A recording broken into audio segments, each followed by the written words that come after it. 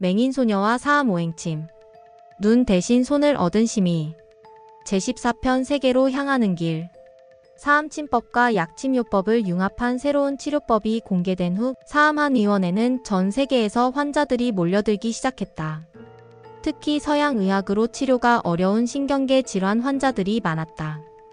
혜연과 정화는 하루 종일 쉴 틈 없이 진료에 매달렸다. 어느 날 아침 혜연에게 특별한 전화가 걸려왔다. 스위스 제네바에 있는 세계보건기구 WHO에서였다. 안녕하세요, 왕혜연 선생님.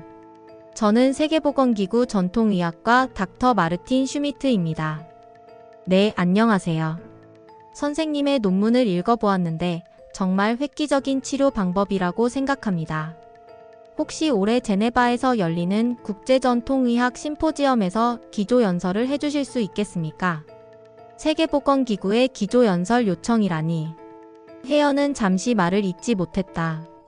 하지만 저는 아직 젊고 나이는 중요하지 않습니다. 중요한 것은 실력과 혁신성이죠. 전 세계의 의료진들이 선생님의 의술을 배우고 싶어 합니다. 혜연은 정황과 상의한 후 승낙하기로 했다. 이현석 원장도 함께 가서 약침요법에 대해 발표하기로 했다. 한 달 후 세 사람은 제네바행 비행기에 탔다. 혜연에게는 두 번째 해외 출장이었지만 이번에는 의미가 달랐다. 자신의 치료 기법을 전 세계에 알리는 자리였기 때문이었다. 제네바에 도착하자 WHO 본부의 웅장함에 압도되었다. 전 세계 190개국의 보건 정책이 결정되는 곳이었다. 혜연 선생님 환영합니다. 정말 뵙게 되어 영광입니다. 닥터 슈미트가 직접 마중을 나와 있었다. 감사합니다. 저야말로 이런 기회를 주셔서 감사합니다. 심포지엄장에는 80여 개국에서 온 1000명이 넘는 의사들이 모여 있었다. 서양의학 의사들뿐만 아니라 중의학, 아유르베다, 아랍 전통의학 등 각국의 전통의학 전문가들이 참석했다.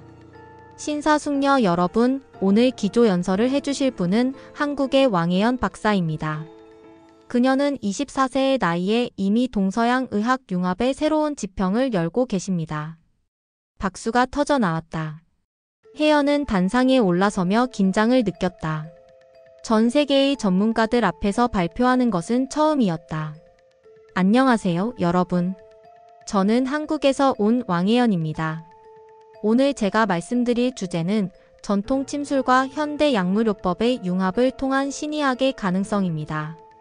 혜연은 자신의 이야기부터 시작했다. 13세에 실명하고 절망의 나락에서 침술을 만나게 된 과정을 담담하게 들려주었다. 저에게 침술은 단순한 치료법이 아닙니다. 새로운 삶을 선물해준 생명의 빛입니다. 청중들은 혜연의 진솔한 이야기에 깊이 감동했다. 이어서 혜연은 사암침법의 원리를 설명했다. 칠판에 오행도를 그리며 상생상극의 원리를 설명하고 60개의 혈자리만으로 모든 질병을 치료하는 독창적 체계를 소개했다. 기존의 침술이 증상 중심의 치료라면 사암침법은 원인 중심의 치료입니다. 환자의 체질과 병리 상태를 종합적으로 분석해서 근본 원인을 해결합니다. 그 다음에는 정황과 이현석 원장이 나와서 약침요법을 설명했다. 약침요법은 한약의 정수를 경락에 직접 전달하는 방법입니다. 침술의 경락 이론과 한약의 양리작용이 결합된 것이죠. 실제 치료 영상을 보여주며 설명하자 청중들은 놀라움을 감추지 못했다. 특히 파킨슨병 환자가 몇 차례 치료로 정상에 가깝게 회복되는 영상을 보고는 탄성이 터져 나왔다. 어떻게 이런 일이 가능한가요? 한 서양의학 의사가 질문했다. 서양의학과 동양의학은 인체를 바라보는 관점이 다릅니다. 혜연이 답했다. 서양의학은 인체를 기계로 보고 고장난 부분을 수리하는 방식이라면 동양의학은 인체를 생명체로 보고 전체적인 균형을 맞추는 방식입니다.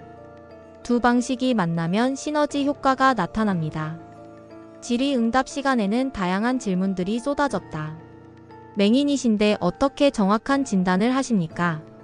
저는 눈 대신 손과 마음으로 봅니다.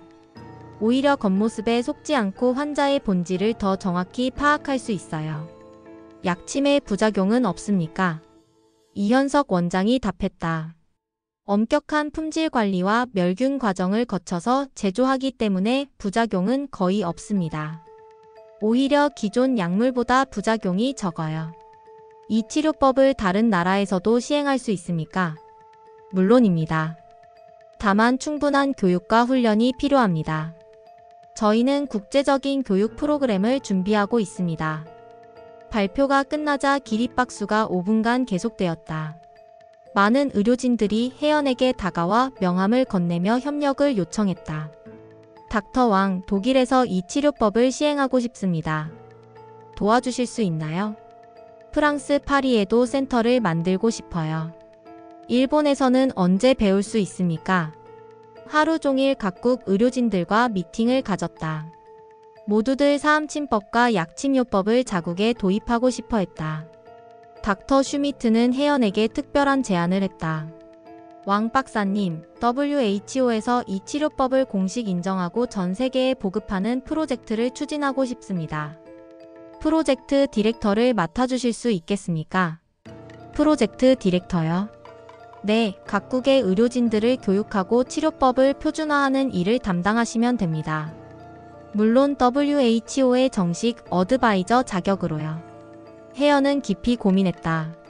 전 세계에 자신의 치료법을 보급한다는 것은 꿈 같은 일이었지만 그만큼 책임도 무거웠다.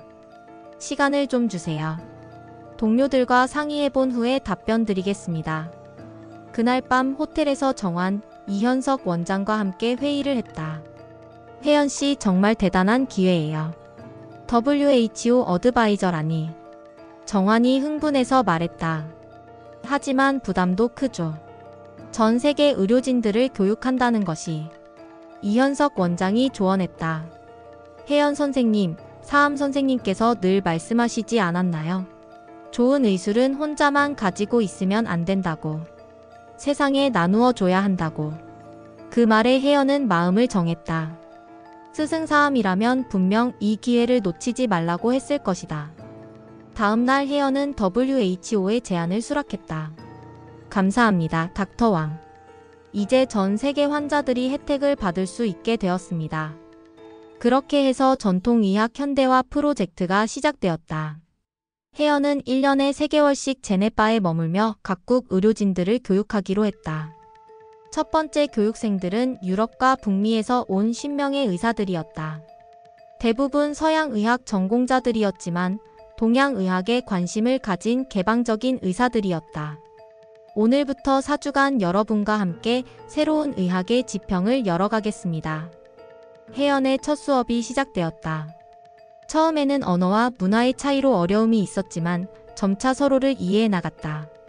특히 실습 시간에는 놀라운 일들이 벌어졌다. 서양의학으로 포기했던 환자들이 사암침법과 약침요법으로 치료되는 것을 직접 목격한 의사들은 감탄을 금할 수 없었다. 이것은 혁명입니다. 독일에서 온 신경외과 의사가 외쳤다. 20년간 서양의학만 해왔는데 완전히 새로운 세계를 본 것 같아요. 4주 후 교육을 마친 의사들은 각자의 나라로 돌아가서 이 치료법을 시행하기 시작했다. 그리고 놀라운 치료 결과들이 보고되기 시작했다. 24세의 혜연은 이제 세계적인 의료진이 되었다. WHO 어드바이저로서 전 세계 의료진들을 교육하고 새로운 의학 패러다임을 만들어가고 있었다.